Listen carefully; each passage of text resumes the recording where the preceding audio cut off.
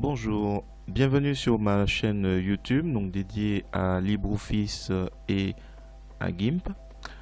Donc je vais continuer sur la précédente vidéo où je représentais un peu les différents types de café.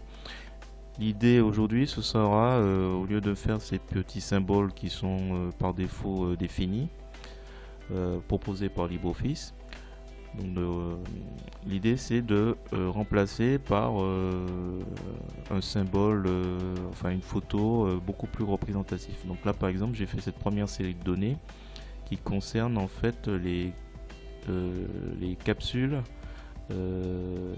Nespresso. Donc là j'ai représenté chaque, avant c'était un triangle, j'ai représenté chaque triangle par ces capsules.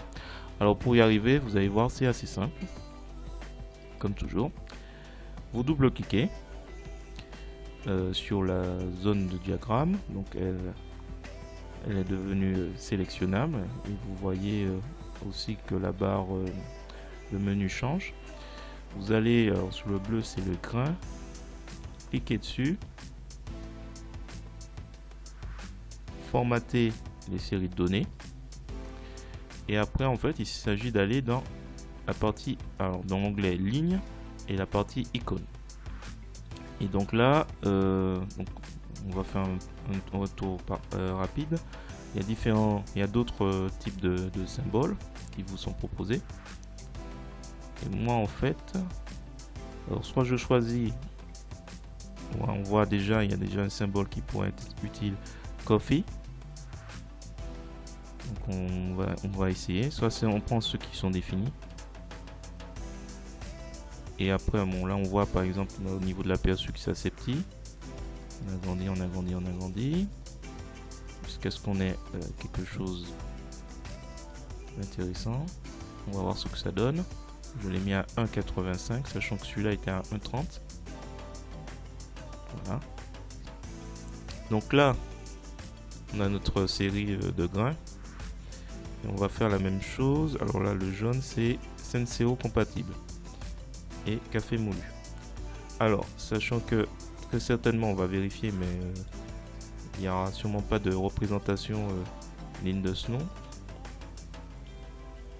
On va regarder si parmi les symboles on a quelque chose. Donc, il y a beaucoup de choses dans la galerie. Là, on voit que après coffee, il n'y a pas grand chose.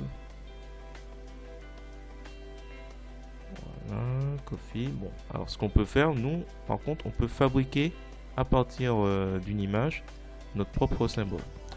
Donc là, ce qu'on avait sélectionné, c'était le café moulu. Donc, ce qu'on fait, c'est qu'on va, voilà, j'ai différentes. Ce que je peux faire, par exemple, j'ai pris cette image pour présenter le café moulu. Je vais l'ouvrir avec GIMP parce que l'idée, ça va être de le détourer.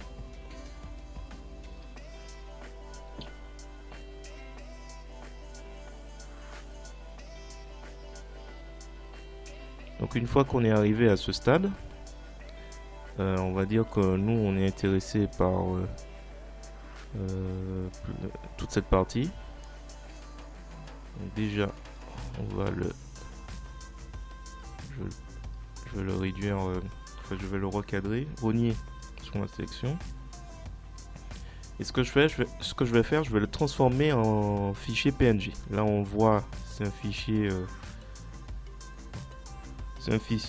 JPEG. On va lui ajouter un canal alpha et je vais l'adoucir. Voilà, donc l'adoucissement que j'ai mis à 4, va me permettre de retirer un peu plus la partie blanche. Voilà. Donc une fois que c'est fait, donc pour ce que j'ai réalisé, en gros, j'ai utilisé la sélection contiguë, donc la partie blanche. Une fois que j'ai sélectionné, j'ai ajouté adouci la sélection, donc en gros j'ai mis 4 et ici je me suis assuré que ajouter un canal alpha était Là, on peut le supprimer, mais ajouter le canal alpha était sélectionnable. Donc, j'avais cliqué sur ajouter un canal alpha. Voilà, c'est les 3 éléments que j'ai fait.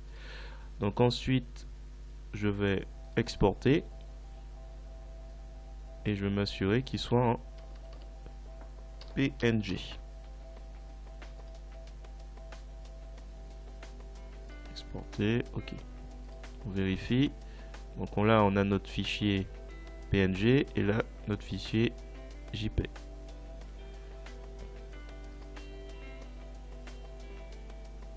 Donc ensuite,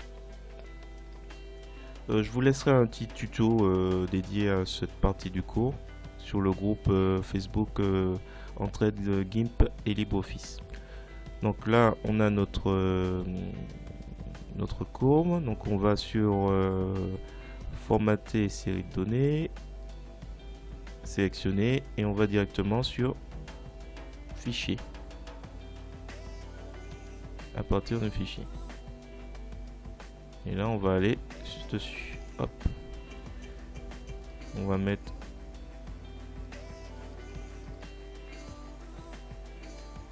un 70. On va voir ce que ça représente.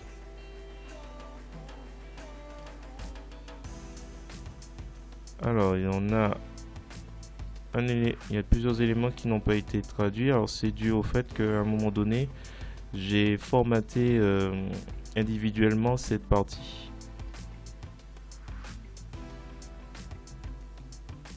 Formater le point de données.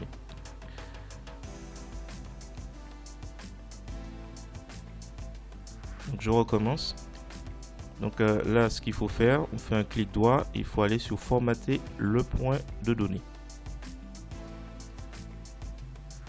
Alors ça arrive quand on fait du formatage qui est différent des autres.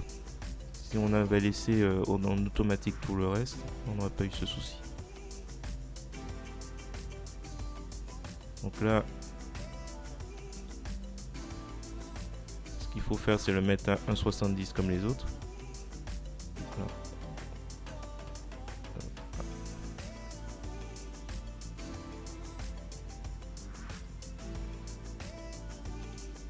Formater le point de données. Donc 1,70. Voilà. Il se fonde dans la masse. Donc il faut faire la même chose ici aussi, ainsi de suite.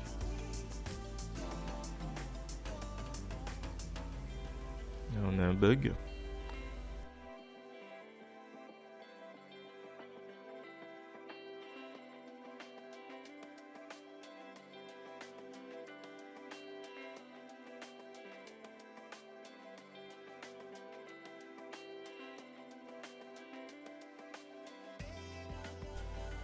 Voilà, le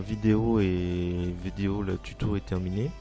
Voilà ce que ça donne une fois qu'on a ajusté un peu les données, les séries de données, les étiquettes de données. Donc soit en les mettant à gauche, en bas, en réduisant un peu les icônes, les fichiers, enfin voilà. Donc, ça donne cette apparence. Donc vous pouvez voir le résultat sur le site meséconomieenmain.fr dans la rubrique infographie. Donc c'est des chiffres que j'ai récupérés sur le Clear Drive en début janvier. Donc des différents prix, du prix au kilo des différents types de café. Donc Nespresso est compatible, café moulu, café en grains, Senseo est compatible. Donc là on voit très clairement que Nespresso est compatible. Les capsules sont beaucoup plus chères au kilo que le café moulu. Voilà. Si vous avez une préférence pour tout ce qui est fiches et tout, vous avez la possibilité de récupérer des fiches sur le groupe Facebook Entraide GIMP et LibreOffice. Donc je ferai des fiches que vous pourrez télécharger pour imprimer, pour regarder ça beaucoup plus au calme. Voilà. Si vous avez apprécié cette vidéo, je vous invite à me mettre un pouce vers le haut ou alors vers le bas. Dans les deux cas, je vous remercie de me mettre un commentaire et de vous abonner si ce n'est pas déjà le cas à ma chaîne YouTube. Je vous remercie et je vous dis à bientôt.